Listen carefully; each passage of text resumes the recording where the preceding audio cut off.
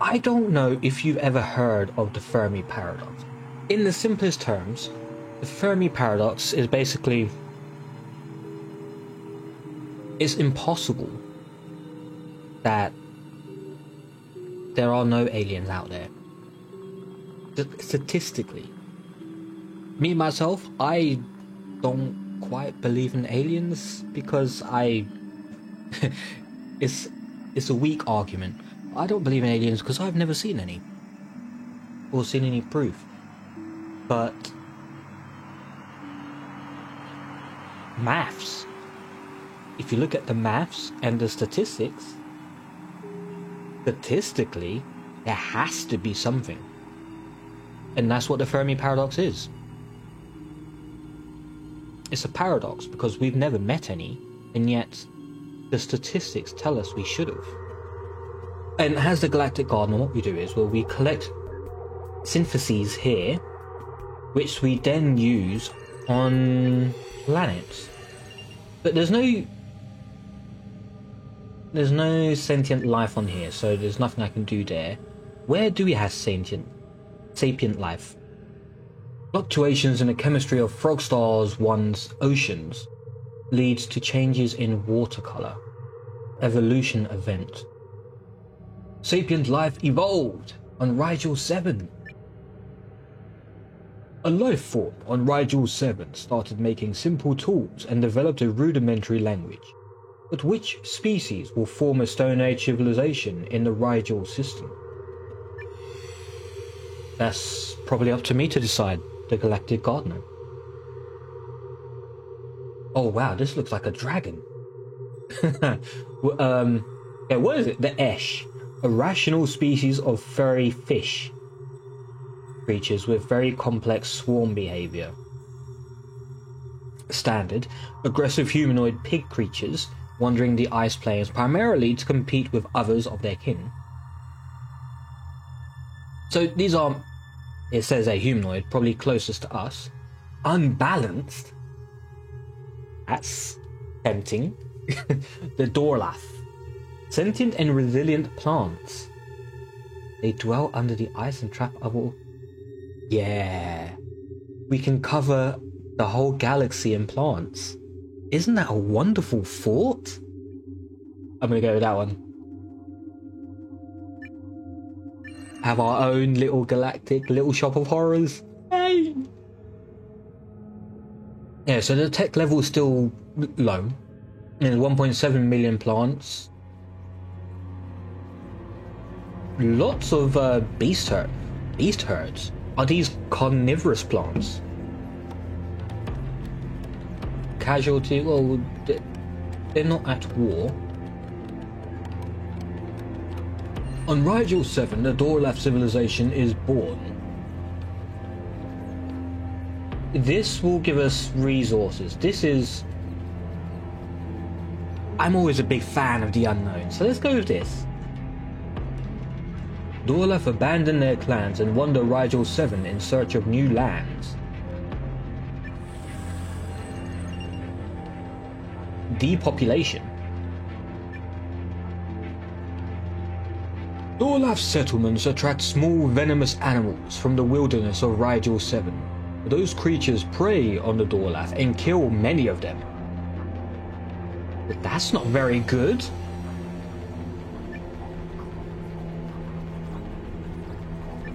So I can prevent the Dorlath adopt their skills against the threat of venomous creatures by building traps. Oh, wearing protective clothing. Nice.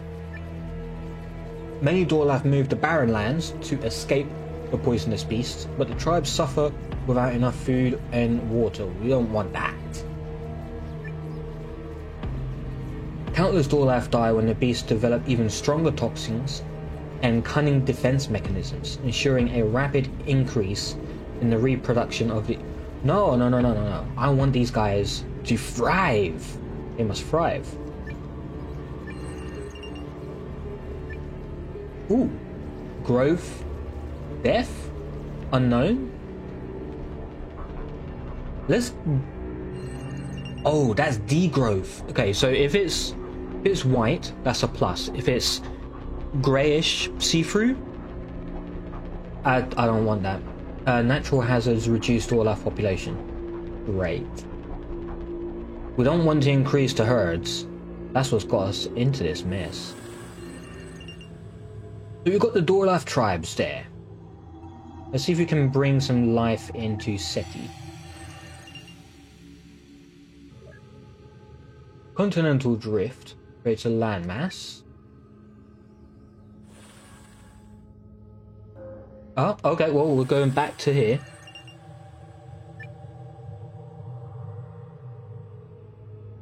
Some Dorlath worship fertility deities in long rites that symbolize mating, motherhood, and sexual fortitude. The elaborate rituals involve fruits and herbal infusions that arouse the libido, while drums beat, stimulating rhythms and mating partners dance in rapture through the night. The resulting wave of procreation could lead to a population surge on Rigel 7.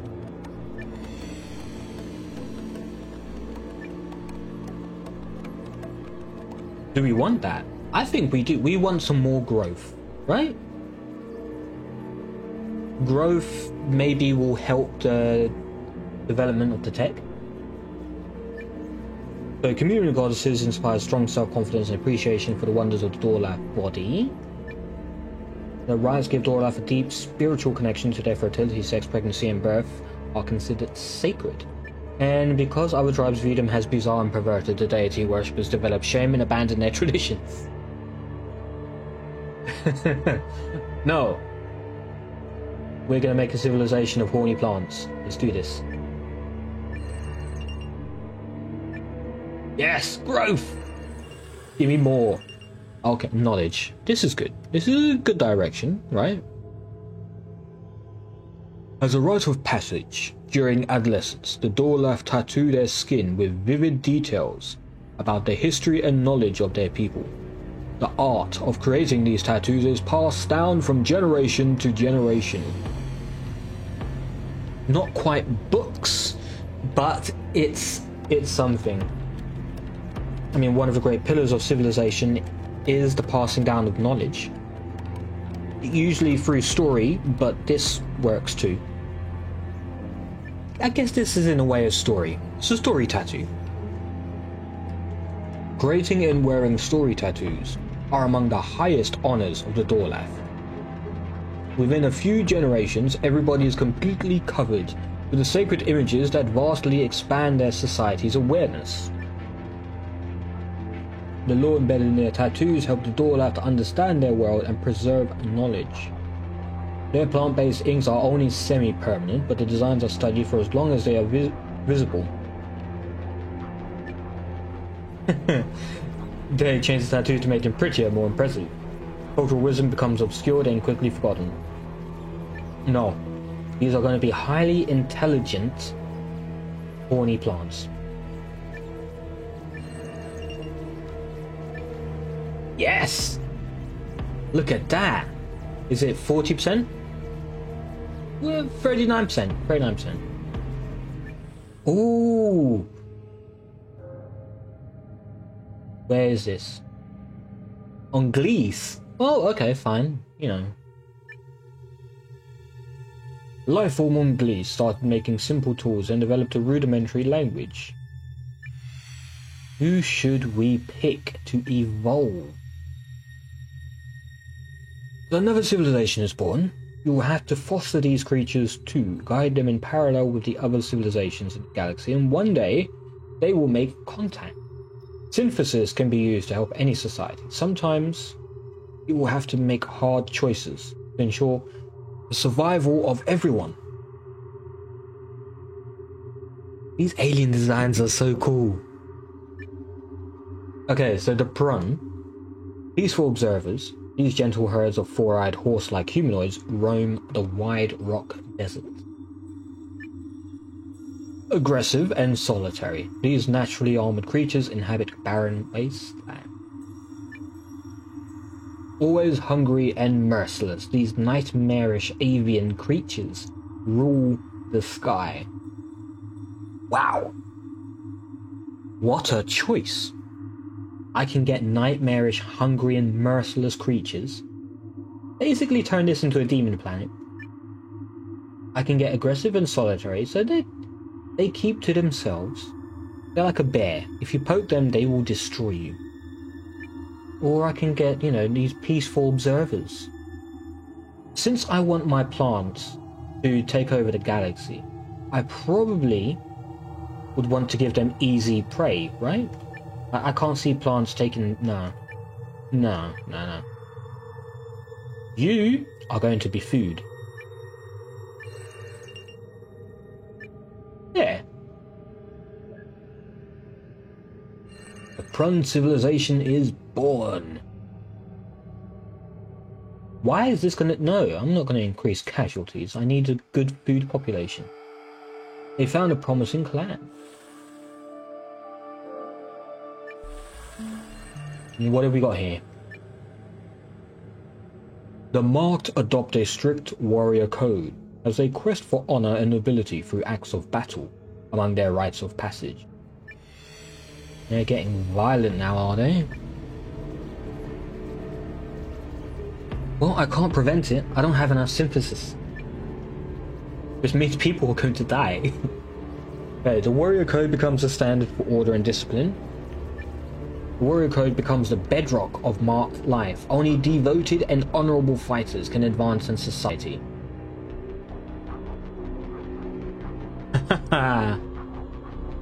This is going to cause a lot of people to die, but it will grow to be a strong warrior race of plants. Let's do this.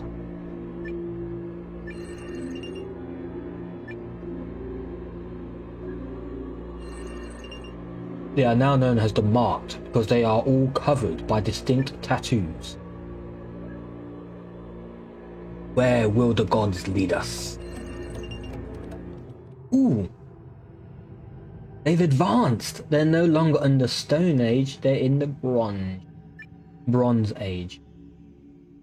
In the Bronze Age, the Marked begin testing the limits of their planet's generosity by cultivating crops, raising animals for food, and clearing forests in order to build primitive cities.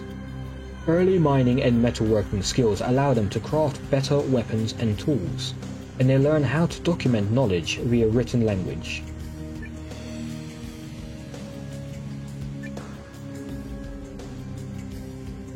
Can't go the way of the wisdom.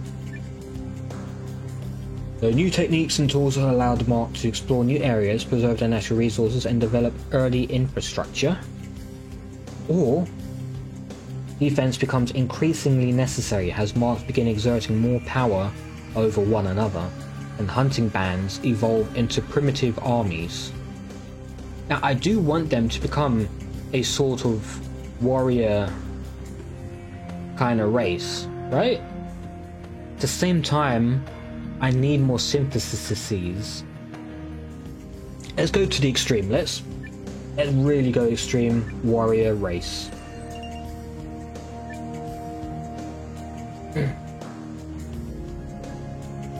Marked are now able to build stable settlements and sustain them with agriculture. Ooh. What? I only just got them. What do you mean? A massive asteroid breaks apart when entering the atmosphere of Gliese C. Fire rains down from the sky and threatens to destroy the world.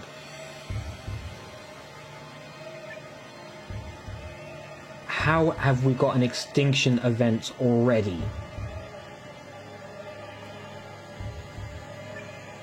The land burns and the sea boils. The entirety of Prun civilization is wiped out by this incident.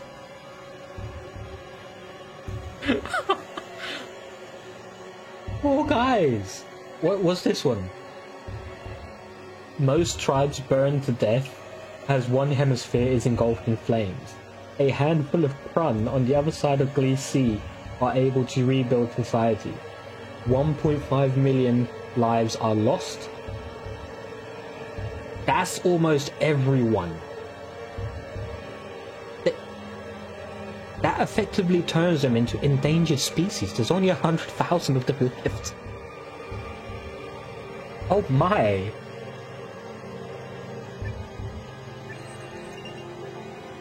I need them to live. I need them to live. Jeez. A great war threatens Rigel. Two dominant city-states gather massive armies and fleets to fight for control over their region. Right. So while one planet is desperately clinging on to survival, this one decides to kill each other. Fearless negotiators are able to calm down the rulers of the city-states. They agree to divide control of the region and share valuable trading routes. After a century of battle, one city-state conquers the other and destroys the enemy city. The war cannot be won. Both city-states suffer immensely and countless lives are lost. Survival of the strongest. Am I right?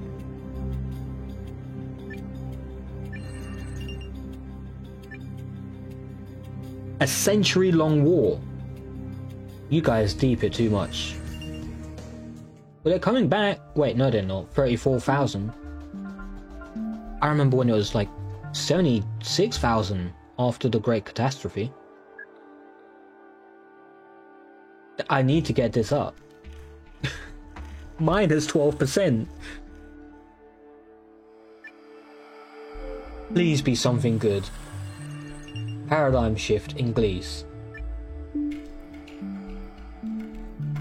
Gliese C is home to a species of predator with high emotional intelligence and complex social behavior.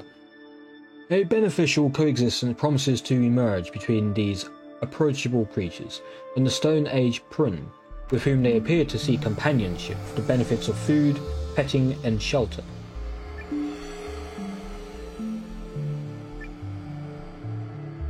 So, there's another... Oh! Kinda like dogs, right? Natural hunters and loyal protectors. Animals play a key role in establishing new clans and dangerous territories. Creatures evolve into domesticated servants. The predatory animals are primarily seen as food, but are also tied to guard posts on the borders of settlements to ward off unwanted trespassers. But we don't want that. We want this. This probably would have been the most ideal one. Look at that. Everything advances, but I can't afford it. So we'll go with this.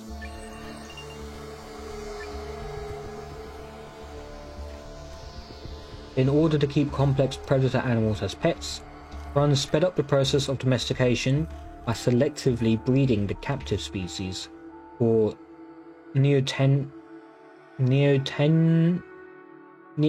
for traits and submissive attributes. Eventually, owners would parade castrated... I missed that! 15,000! At least growth is 0 now, so it's better than it was yesterday. Oh no. Oh no, what's happening here? Surface metal deposits are becoming scarce in the Rigel system. The effects of city-state wars brought the Mark civilization to a breaking point. While they are dealing with the resource scarcity, will the regions find ways to prevent the complete exhaustion of their environment, or will they turn against each other? Well, I think we know where this is going to go. So scarcity causes discord and competition. Chance of hostility 76%. War. The marked pick up their bronze spears and fight over access to the remaining surface metal deposits. Rider hordes destroy entire settlements.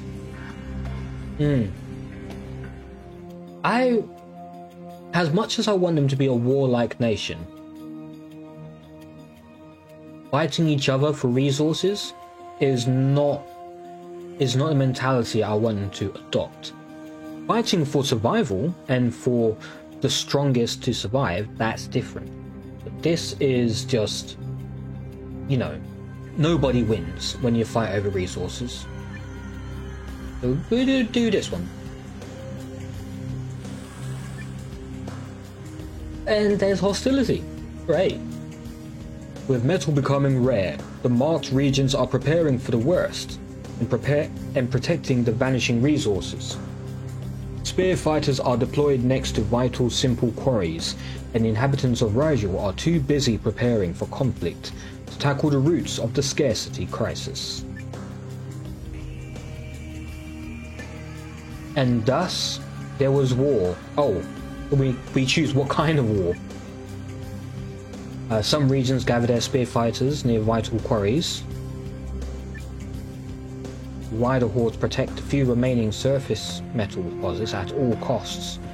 While regions prepare for conflict, sages turn into spear fighters, abandoning knowledge. No! Never abandon knowledge. The metal crisis escalates quickly. Spear fighters fight over access to simple quarries, and rider hordes destroy entire settlements. Civilization sinks deeper into scarcity as they murder one another. That's a third of my population. No thank you, we're gonna stick to regular hostility. Just gonna have a normal war here, not any of that kind of war.